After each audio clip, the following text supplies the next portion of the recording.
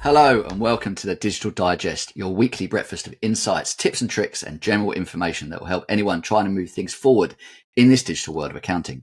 This show is sponsored by FreeAgent, probably the friendliest small business accounting solution in the world and one that is evolving rapidly. It is also brought to you by the Digital Disruptors and SB Digital, both of which are pushing the boundaries in this digital accounting space.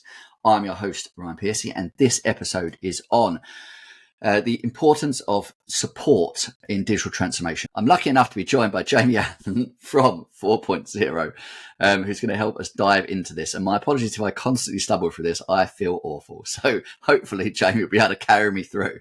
So look, let's crack on. Jamie, look, I know you do a lot of, software support for your clients at 4.0. Can you talk a little bit about what you do in that space? Yeah, absolutely.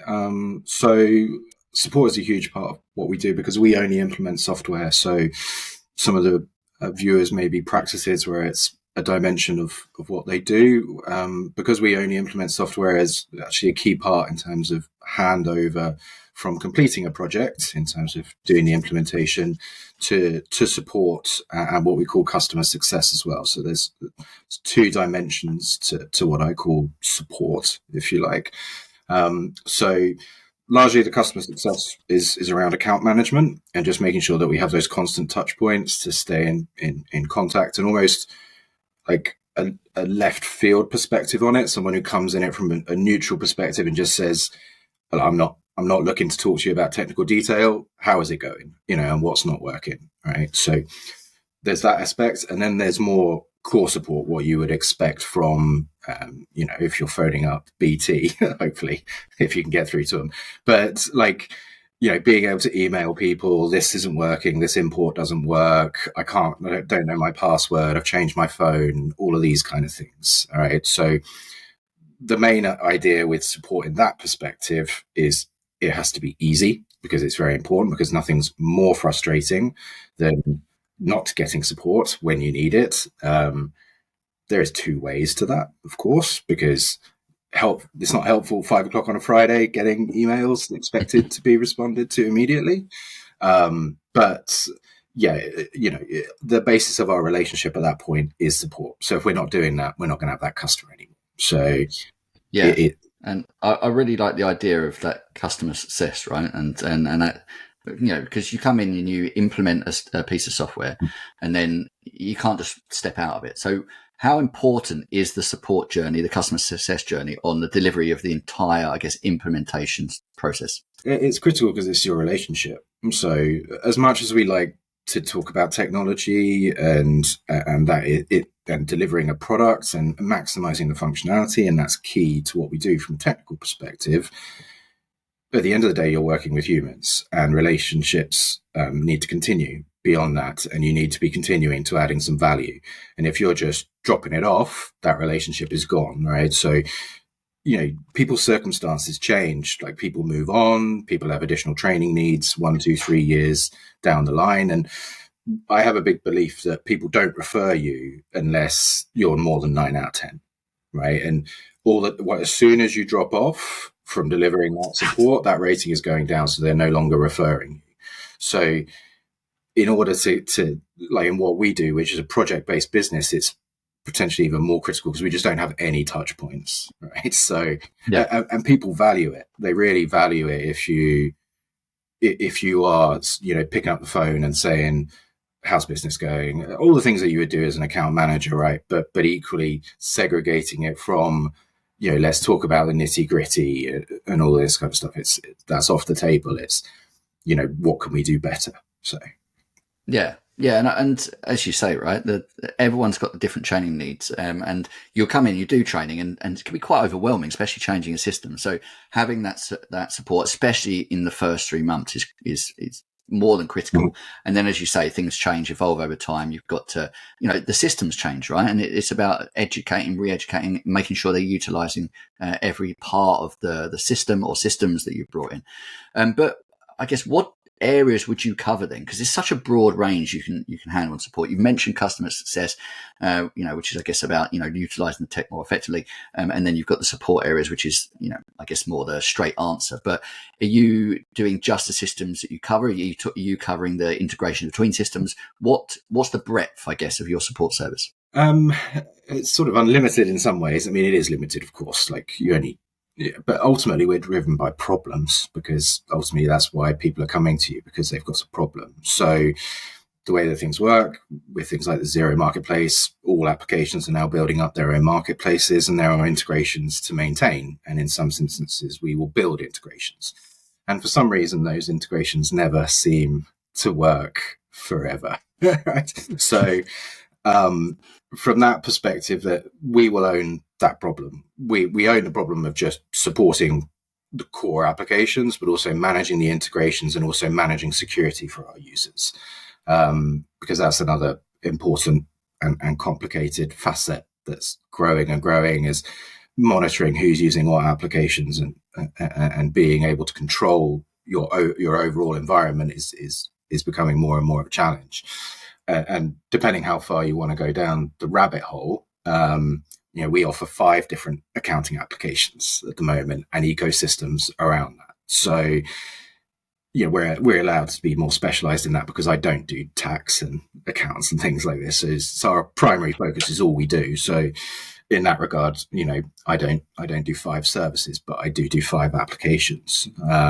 So, in terms of the breadth of that, we'll try and answer the question that is presented to us. And that's a key part of the customer success, because it's actually very rare in a project that you do everything that the customer wants, right? Like, often you'll sit there and say, right, it's too much change in one go. They'll just say, we haven't got the time to do it or the resource to do it.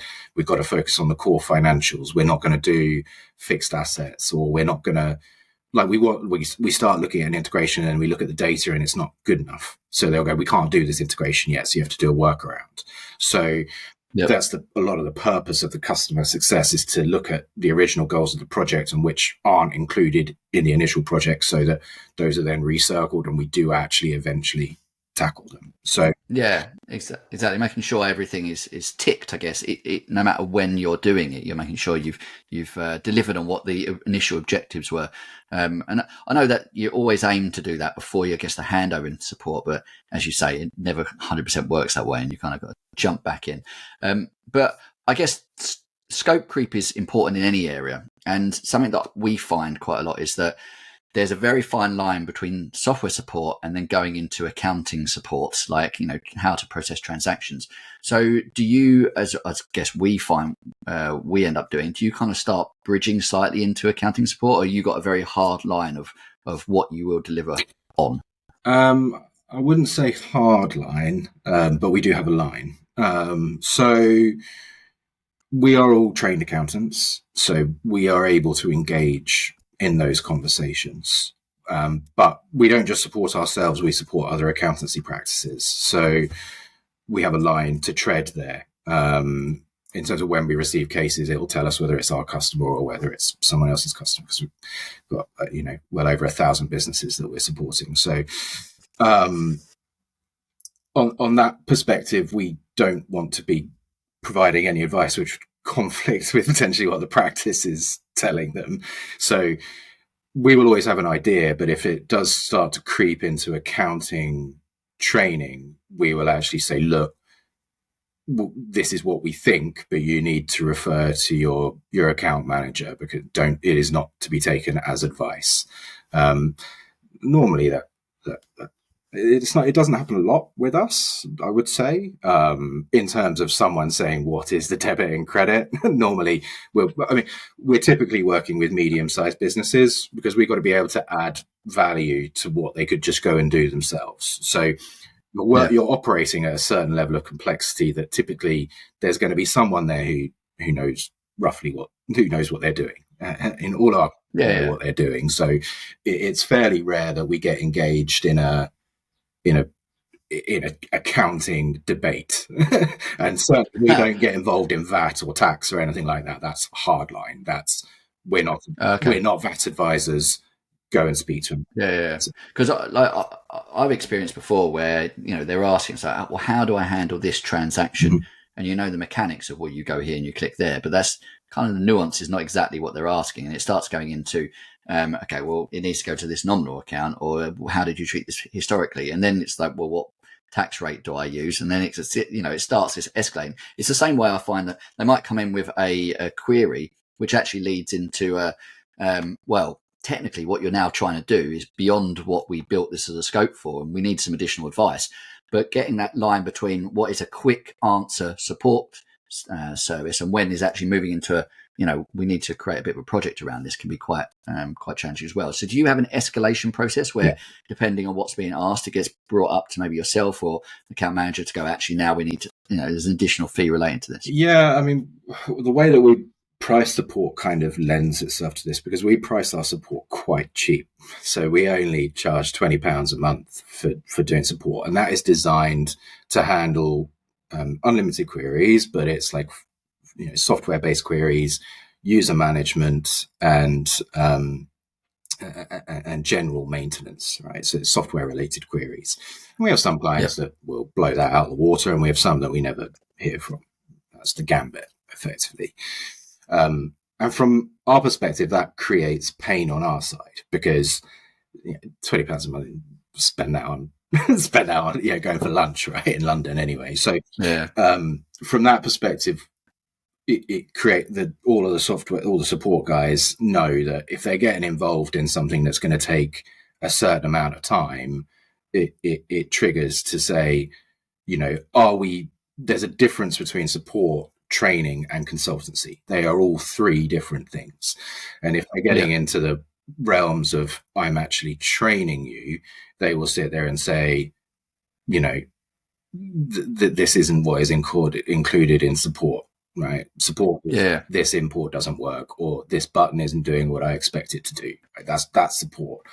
Training is, what do I do in this situation? That's not support. That's training and consultancy. So we do have that. It is a challenge for us because different clients' mentality can work in different ways. So often we'll come back and say, like, okay, to do a training session on this, it will be this, and we try to do it as one-off items in case you don't use it. Yeah, of course. But some clients see that as, we don't want to talk to them, which is completely untrue. They'll sit there and say, okay, you want to do a phone call with me, you're going to send me a bill for it. That means you don't want to talk to me. It's like, well, no, that's not what we've said. No. It's the client communication is the biggest challenge, right? Because it's expectations. It's managing expectations, because they might come in and go, oh, support, I've got unlimited support, I can use it for anything. Whereas actually, really, there's a very defined line of what you can do. But how do you provide your support? Like, we do it a lot by email, like a centralized email address and phone. Have you got a help desk system, or how does your support work? Yeah, so we have email linked to Salesforce. I'm not saying that Salesforce is the only way to do it, but we made the decision that to put the investment into it because it's so critical to our business. And it gave us enough flexibility to work with other third parties almost as a subcontractor. So we had to go fairly whole hog on the flexibility of the system to be able to work with, work underneath an accounting practice. So that's how that's managed. Most will contact us via email. We do start, or try to start, always email, because time, like phone time, is where you can nuke time. By the time you've got someone on there say, hello, how was your week? How's the weather? All of these kind of things. That if you're doing that on every single case, it's not sustainable for the commercial way that we've built the pricing. So we always start with email, and we try to do some with videos, but not to be impersonal. And then if people want to do a call, we'll follow up with a call once we've understood. But if you don't have that initial email, also the calls become quite unstructured because you're on the spot. So we'll always say we won't do a call until we know what the problem is. So because otherwise you're just up for grabs. Like you're just on the table, right? This doesn't work. Well, okay, this is going to be a 2-minute call because I need to go away and look at it now. So we always say, what is the problem? What is the transaction you're looking at? We need that information before we'll do a call, or we just won't do it. So. Oh, that makes sense. Yeah. So you've got a very structured process for how it gets escalated, and that kind of works to your pricing model. So going back to pricing, obviously, like £20 a month, unlimited in context. I appreciate there are limits to it, but for a number of queries is a really kind of cheap, I guess, is what would I call this, like. So you're kind of doing it as, is it the client? So I guess my context here is, are these just on one finance system, or is it like across a broad range of systems? How do you do it so it's just one fixed fee, is my question. It is a challenge for us that's emerging, particularly with the new mid-market entrance to them. Yeah. Right. And so we are, at some juncture, haven't done it yet, going to have to move to different software support packages according to the size of the application or I haven't really thought about it, but certainly if you're using a mid-market ERP, the iPlicit, Xledgers, Sage Intacct, Accounts IQs of these worlds, you're going to have more complexity. You're going to need more senior consultants looking at it potentially. Exactly. You're going to need to look at the commercials of that, and also, there is a price of becoming too corporate in these things, according to the businesses that you're working with, or potentially the sectors that you're working in as well, in terms of, well, now you want telephone support. It's another X pounds a month, right? Like, I don't really want to make it too convoluted in terms of, different packages of support, because ultimately, in my head, I know it's not where I'm looking to make my money, right? Really. Yeah, it's there, and it's pennies from heaven, and some clients might use it, but it's ultimately a gambit, right? It's finding a middle ground. I'm not looking to make hundreds of thousands of pounds on support. It's actually more important to me from the relationship piece, and that we have that good feedback and that constant engagement to get that 9 out of 10, so that when I or whoever is doing that customer success piece can sit down and they're not ambushed and sit there and say, what are we not doing well, and can you refer us to anyone else? And ultimately, that is where I want to make my buck. Yeah. How I'd compare it to is, in an accountancy firm, kind of how they would treat payroll or bookkeeping. They're the kind of hook, right, that gets the client in, and then you've got the premium services on the top, i.e. the advisory, the training that you make your margin on. But the support is there more for that consistency of interaction. And we work slightly differently. We do it on a credit system. So it's £25 for half-hour credit, and we estimate how many credits to use. So a lot of time, our base level is £25 per month. It's half an hour a month. It depends on how much they're using. But we always find, as soon as a client goes live, the first 3 months is when they kind of use most of their, 90% of their support, and after that it goes quiet. So we say, well, you can use, a whole year in the first month if you want, and then we're kind of, spreading that price out because it can continue over time. But we know that similar to you, Jamie, our support service is not refined enough, and we need to work on it. And that's come about from our breadth, not actually going into the mid-market finance systems. It's just the breadth of systems now we work on and the connections between them. You have, as you say, ones where it's now a premium or higher level, higher cost consultant internally that's got to help. There's no way we can charge it at that level. So we're restructuring the same way. Yeah.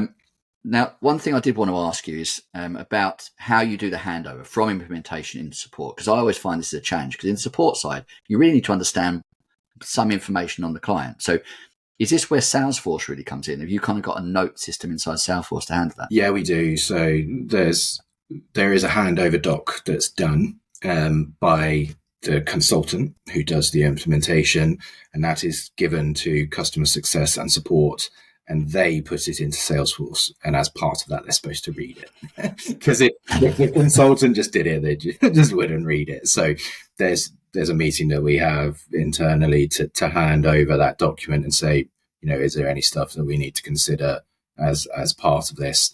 Just the point that you sort of mentioned there in terms of first 3 months. So we actually have a separate service for that, which we call Hypercare, something we borrowed nice. from another third party. So just a bit of a catchy name. So, and we include that as part of our project fees. So that's not actually part of support. So we have implementation to go live, and then after go live, we have Hypercare, which is an intense number of months that they decide, where we're holding their hands and taking them through the first iteration of everything.